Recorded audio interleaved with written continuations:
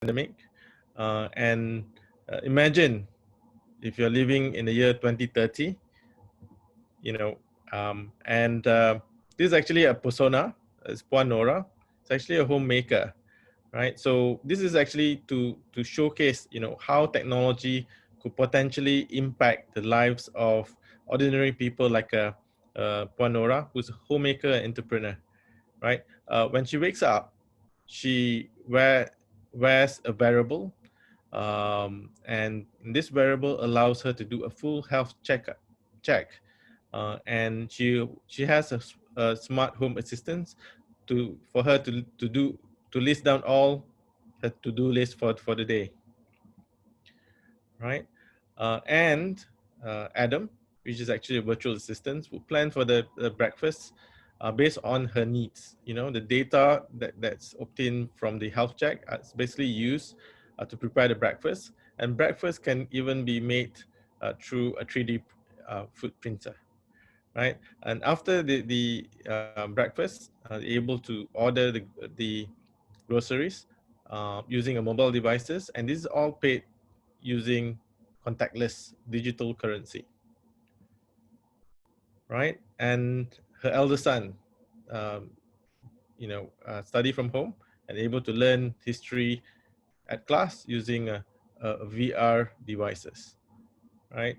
Drones will become a norm where drones pick up groceries from a nearby store and deliver it to the home.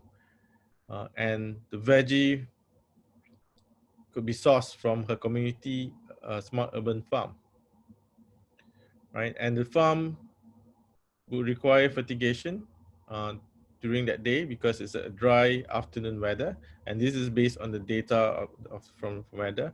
And she's able to inform Adam, the virtual assistants, to activate fertigation and cooling means, right? And that day, she decided to visit the farm. She's able to use autonomous vehicle to then visit the urban farm, right? So this technology is made available through various integration of various different technology, from the use of um, IoT devices, from the use of 3D printing, from the use of e-learning, from the use of drone tech, and so forth, right? And increasingly, all these are made available through the use of artificial intelligence. And right now, the AI is becoming mainstream reality. And you can see this happening all around us with the use of Siri's in your mobile phone, with the use of Alexa, with the use of multiple devices and also solutions, right? And as mentioned earlier on, this is made possible due to the hyper-connected world, where billions of people are connected through mobile devices, through computers, and different IoT devices. And this allow large processing power, storage capacity, and with the use of emerging technology, allow technology to be used in multiple sectors and in multiple fields as well, right? The key to harnessing AI is the data, right? How can you create value from the data, right? So as you know, things are connected through the internet. This basically Internet of Things, and by collecting all this data, you're able to then analyze this data to get certain insights, and with the large amount of data being collected, you're able to look at big data analytics, and with the insights, then by automation, you're able to look at artificial intelligence, and the ultimate goal of this is to optimize your business operation efficiency for decision making, to know exactly what's happening, situational awareness, resources optimization, process automation, and also perhaps to track behavior, right? Ultimately, for organizations, you're looking at revenue growth, you're looking at productivity gain, and whatnot. And it's important that to realize that data comes from all walks of life and different sectors. Currently, if you look at the data, it comes from the community, the people itself, and it's important that people, the community, are aware of what sort of data knowledge would help them and able to impact their lives, right? I think currently, as all of you know, in the midst of COVID pandemic, the data related to the outbreak is quite critical for people, so they're able to plan their movement, they're able to then make certain informed decisions before they make any travel arrangements, right? Data for the government is key as well, where data knowledge are being assessed to drive policy making and also to improve service delivery. And also data for businesses, where access to necessary knowledge is critical to support business growth. All right. Recently, MDEC actually has a program that actually helps business organizations to adopt digitization. And one of the challenges faced by a lot of organizations is access to data, especially data related to the customers, data related to even the current stock take, because due to the COVID pandemic, the logistics systems are being challenged, and it requires a longer lead time to order delivery of new products and services, right? So businesses need to plan ahead to be able to forecast the needs so that they're able to meet the growing demands of their customers, right? And this is actually looking at the journey of vision when it comes to value of data, right? MDEC has been focusing on trying to work and trying to create programs and initiative around the awareness of data, where we have managed to lay a strong foundation of data in the last couple of years by looking at awareness program, talent program, adoption, as well as innovation. As we move forward, as data become the key foundation to look at AI, as well as to look at data-driven initiative, we foresee that data will become an economic asset. And in order to govern this, we need policy, governance, ethics, and principle, so that data can be harnessed in a sustainable and ethical manner to create value for the businesses, the government, and citizens. Right. So this is actually the building block of what we see as a data sharing and creating value from this. Right. In order data to be useful, it needs to be shared, it needs to be processed, it needs to be developed and be used for the good of the community, businesses, and as well as businesses. Right. So if you look at this, the building blocks comprises of 4 different areas. Number one is you need to look at a sharing policy, where we need to advocate and drive data sharing. Second, it's community is key, right? In terms of creating awareness, creating adoption of data-driven innovation. The third is actually data professionals. You need people to be able to harness the data, to be able to create value from the data. And lastly, it's all about adoption. So if you look at this, data is known as a new oil, but more recently, a lot of different authors were talking about data as a new currency, as a new oxygen. And this is actually the fuel for artificial intelligence. And with more data, with more smarter algorithms and as well as computing power, this will enable artificial intelligence to be accelerated, the adoption of AI. And data is being used to drive decision making, to drive innovation and new solutions, as well as new currency productivity. Right. So while we note that data it's key, but unfortunately the availability of the data it's is still a challenge in a lot of different countries. Right, the key challenges are related to organizations and people unwilling to share the data. Perhaps this could be a cultural barrier or personal barrier where people are not willing to share because they're afraid that by sharing they're giving up the power to other people. Not permitted to share, this is related to policies, related to contracts, related to certain act that prevents the sharing of data.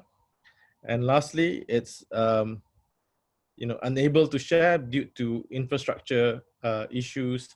They are uncertain in terms of commitment level, as well as there isn't the right sort of platform to allow them to share.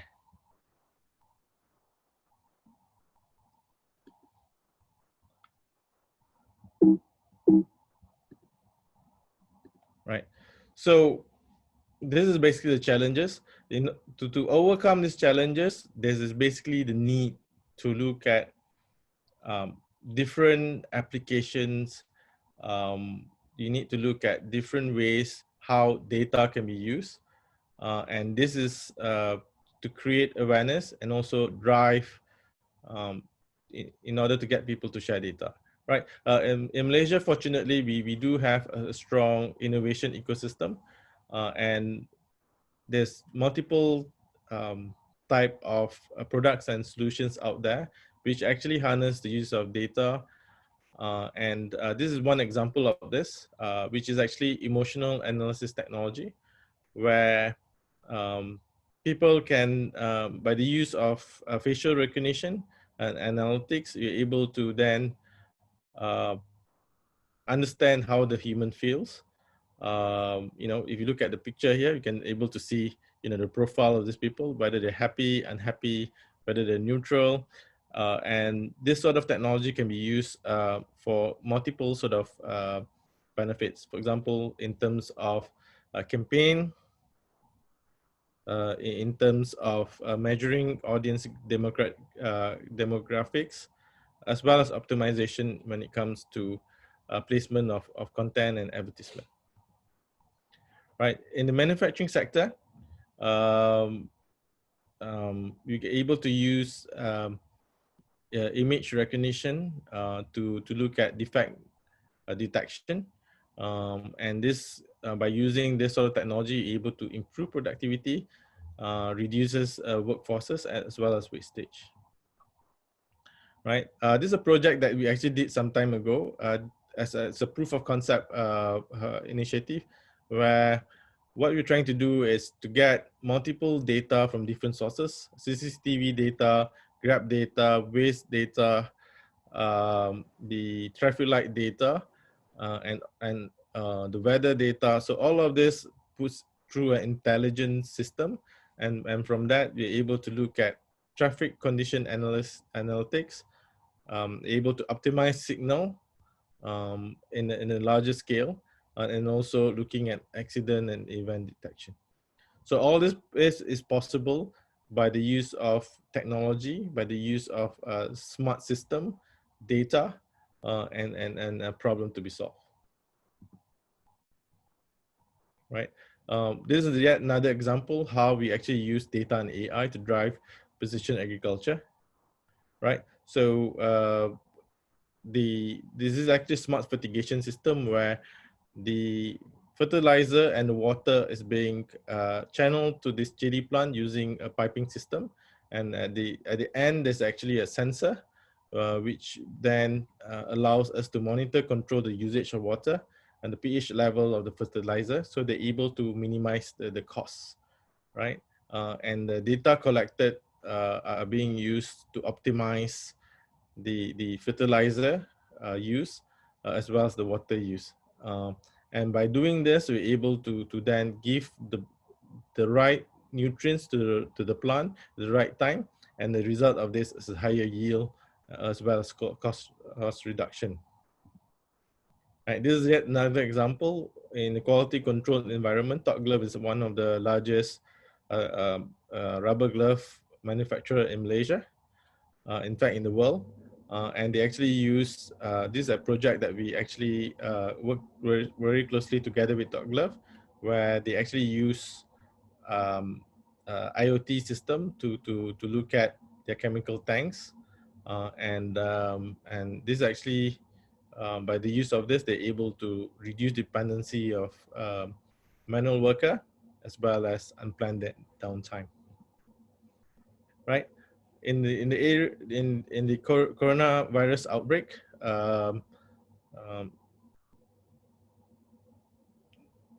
you know, there's a lot of different challenges where there's multiple data out there, and data is scattered and difficult to find localized news.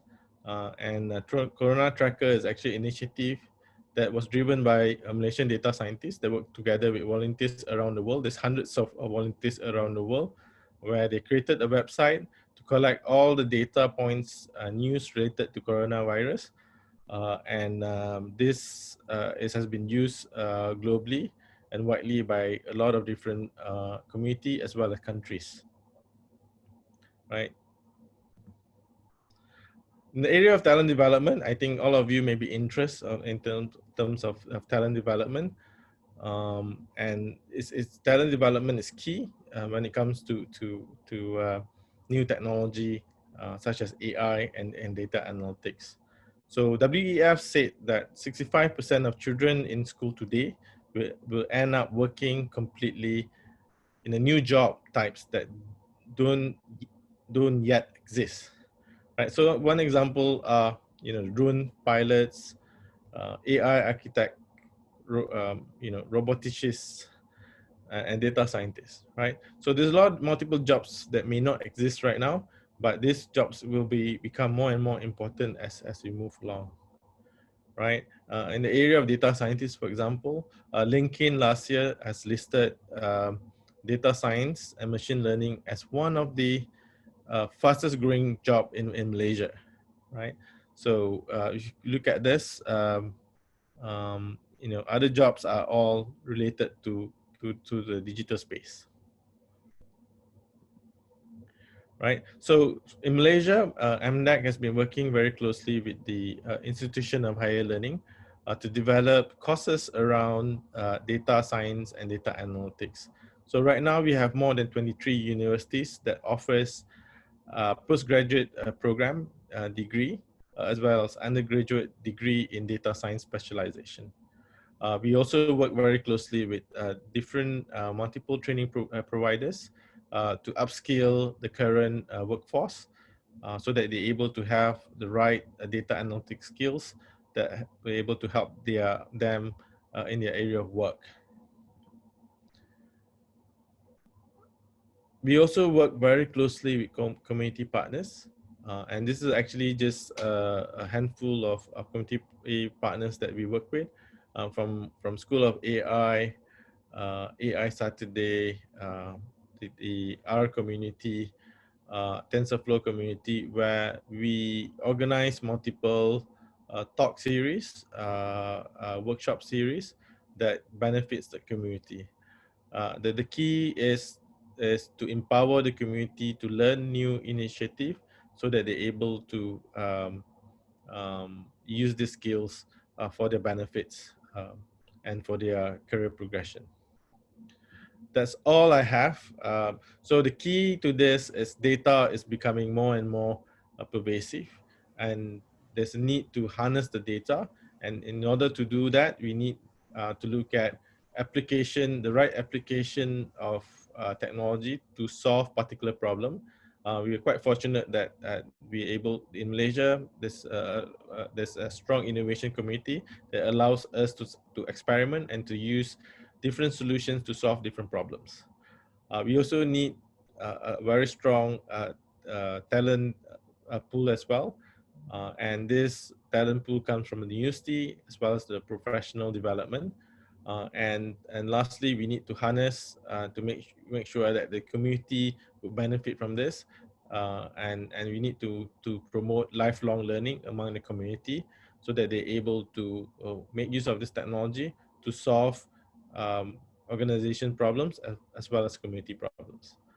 With that, that ends my presentation for today. So I have about 5 minutes for the Q&A session. All right, guys. Thank you.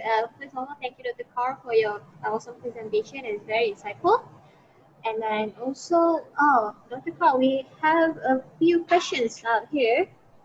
Right. And one is from Sam. Hi, sir. I was wondering how many data analysts and scientists are there in Malaysia? Right. So currently, we foresee there's a demand for 20,000 data professionals.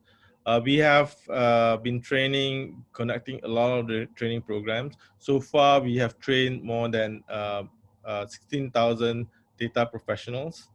If you look at the numbers, the current problem right now when it comes to data scientists and data professionals is that there isn't unlike professional bodies such as the accountant or engineer that force everyone to register. The data scientist doesn't have such institution, so the numbers are difficult to obtain, right?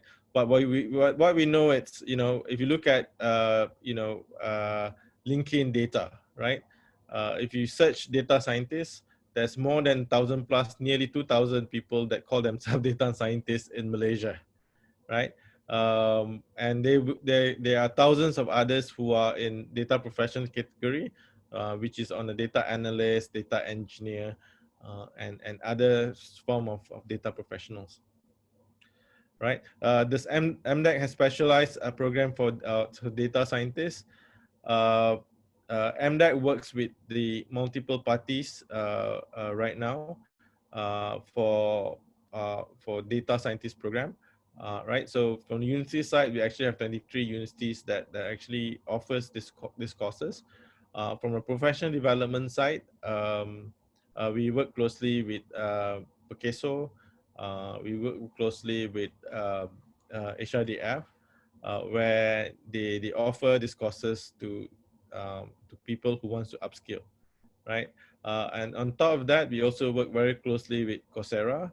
I think recently we announced Let's Learn Digital initiative, where individuals who have been displaced or currently unemployed are able um, to make use of this platform to learn, FOC, and this has been offered by Coursera to the employees who have lost their job, right? So this is what we have been focusing on, right? So there's also a question around data AI engineer can grow in Malaysia with MDEX program. Currently, I think apart from those training programs, we also have a community-related events and workshop that we work very closely with the community out there. So this is a big part and parcel of continuous learning. If you want to learn more about certain application or certain technical issues in certain areas, this is actually a venue for you to make new friends and also to learn new skill sets. Okay, e-learning is part and parcel future. Not easy. Everyone have the digital access. Not everyone has digital access. So the government through MCMC is looking at the digital infrastructure right now. There's announcement that's being made to look at broadband rollout, fiber rollout, the rest of the country.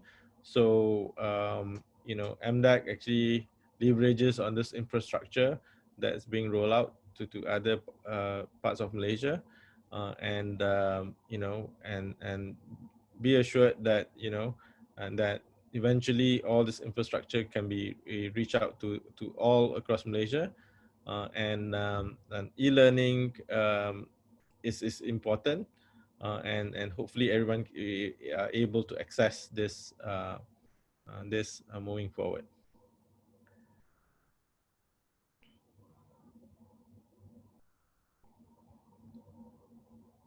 ADEX.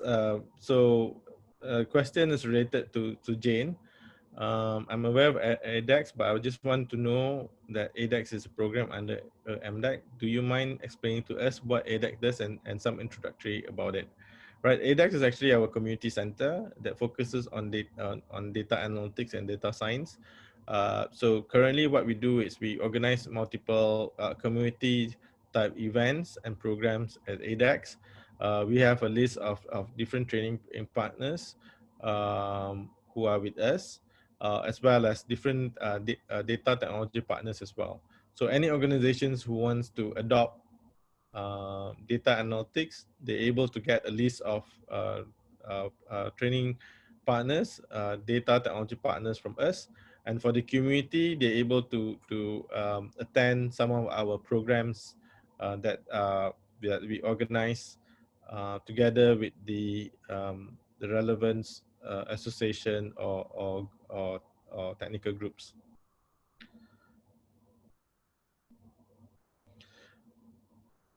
Sam, to everyone, how to increase awareness and provide enough data professionals for company to adopt a data-driven approach for this digital transformation era, right? So this is actually, to do this, we need a longer roadmap. So it should start from the school level, where appreciation of data, appreciation of analytics is key, ability to solve problems using data as well. So it has to be start from the school, and then goes to the university level. Right now, some universities are offering data analytic courses to not just for specific technical students, but also across, right? And this is key because as you goes to the workforce, if you are a lawyer, you need to appreciate data and to use data in your area of work. If you are a business or marketing professionals, you also need data because increasingly you'll be collecting a lot of data about your customers. You need to be able to analyze and make use of this data so that you're able to serve your customer better in terms of target marketing, in terms of using data to segment your customers, right? So it's key. So it's not just having the data science courses, but appreciation of data is key among across the spectrum, from students, working professionals, right up to the business owners as well. This MDEC provides a training program to students who are interested to learn about data analytics, right? We don't provide, I mean, some of these programs are actually related to community related programs, but we don't have training programs specific for students. What we do is we work very closely with the universities, where we actually have a train the trainer approach, where we train the university lecturers, and the university lecturers would then and train the students, right? Because that's the only way to scale, because we do not have enough trainers to be able to train everyone, right? So we use the trainer approach to impact and to disseminate this learnings to the university level. One more questions. What is the opportunity ahead to accelerate impact of mobile-enabled digital transformation on social economic progress?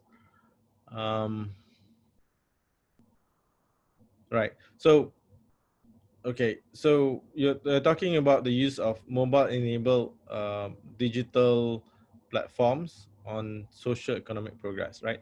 So right now, the COVID has really accelerate the use of mobile devices and as well as digital transformation in the country, right? And you know, MDEC through the Penjana, the government Penjana has uh,